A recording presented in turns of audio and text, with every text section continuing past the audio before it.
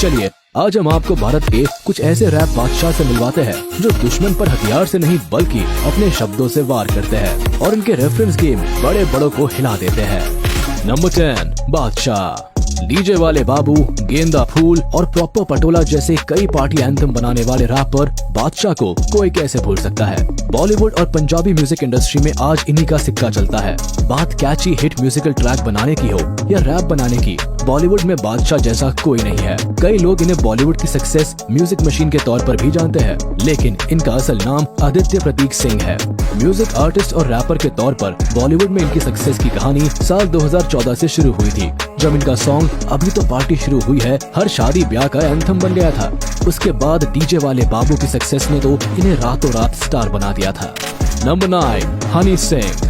अगर आप rap lovers हैं तो जानते होंगे कि यो यो हनी सिंह केवल नाम नहीं बल्कि एक इमोशन रहा है। इस आर्टिस्ट की हृदय सिंह से यो यो हनी सिंह बनने की कहानी काफी रोमांचक रही है। तभी तो इंडियन म्यूजिक और रैप सीन में इन्हें एक रेवोल्यूशनरी चेंजर के तौर पर देखा जाता है। एक वक्त था जब हनी सिंह को रैपर्स का भगवान समझा जाता था।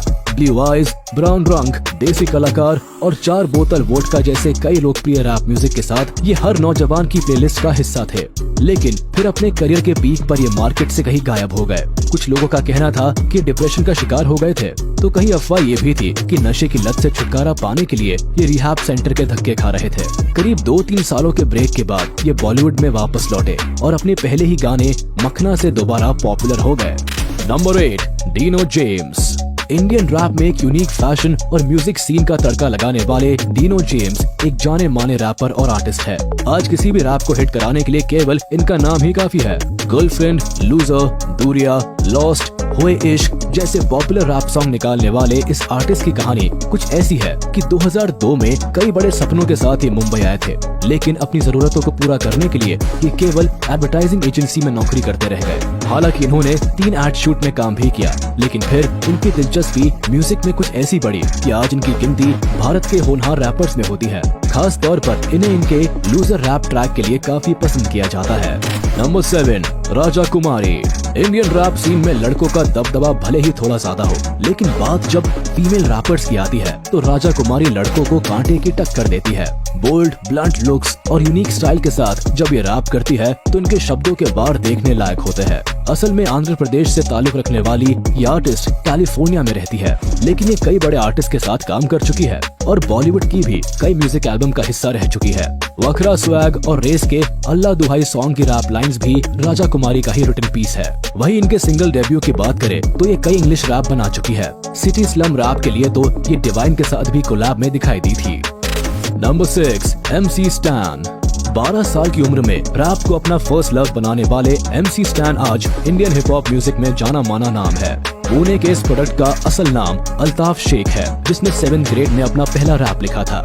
बचपन से ही कव्वाली म्यूजिक के बीच अपना बचपन गुजारने के चलते इनके रैप में दर्शकों को काफी स्ट्रॉन्ग लिरिक्स सुनने को मिलते हैं। हालांकि अपने रैपिंग करियर में MC स्टैन ने बी बॉइंग और बीट बॉक्सिंग पर भी काफी काम किया है, लेकिन लोग इन्हें हिप हॉप म्यूजिक के लिए ज्यादा पसंद करते हैं। आज इनकी उम्र केवल 23 साल है, लेकिन रैप म्यूजिक में ये कई नायाब रैप बना चुके हैं। खास तौर पर इनके वाटा, एक दिन प्यार, खुजा मत और लोकी जैसे रैप फैंस के बीच काफी पॉपुलर है। नंबर 5 रफ्तार। बॉलीवुड म्यूजिक और अंडरग्राउंड रैप दोनों ही सीन में अपनी पकड़ रखने वाले रफ्तार को कौन नहीं जानता। बॉलीवुड में कमर्शियल सॉन्ग से लेकर रैप में डिस वॉर तक हर फील्ड में इन्होंने अपनी लिखाई का जादू चलाया है।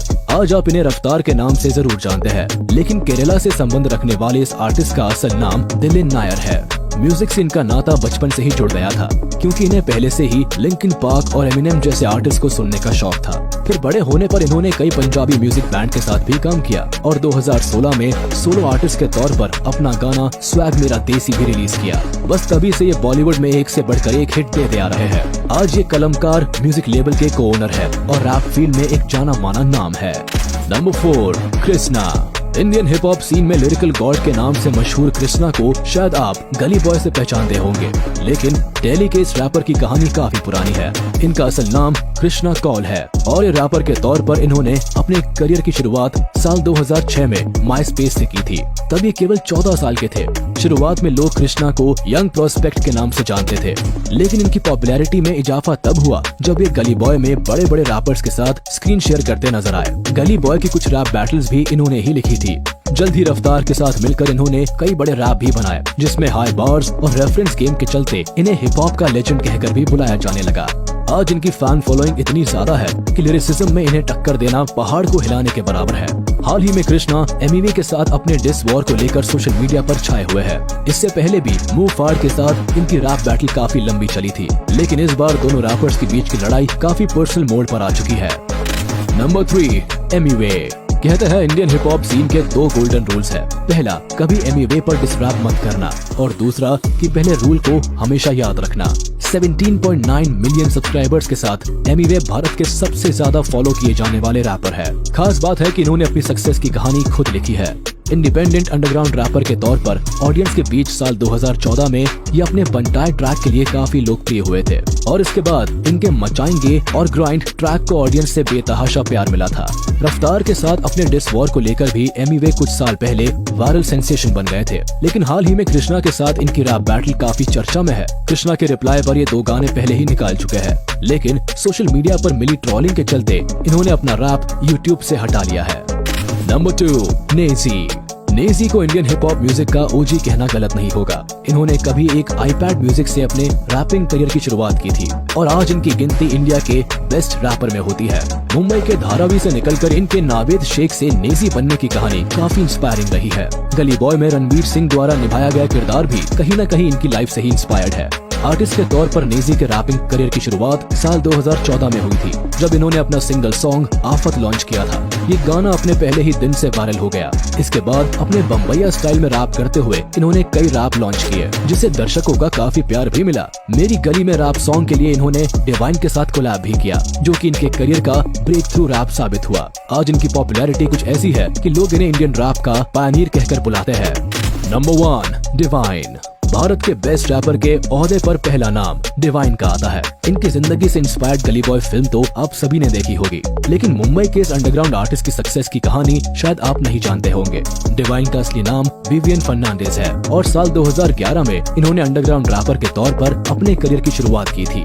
पहले ये इंग्लिश में रैप करना पसंद करते थे, लेकिन बाद में इन्होंने हिंदी में रैप करना शुरू कर दिया।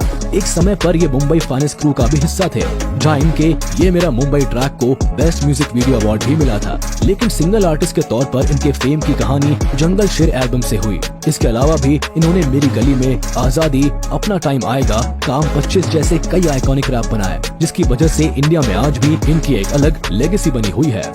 अब आज के लिए शब्दों से तीखे वार चलाने वाले इन रैपर्स की कहानी को यही खत्म करते हैं। हमें कमेंट सेक्शन में जरूर बताएं कि आखिर कौन सा रैपर आपकी पर्सनल प्लेलिस्ट का हिस्सा है और किसके लिरिकल स्टाइल में आपको दम दिखाई देता है।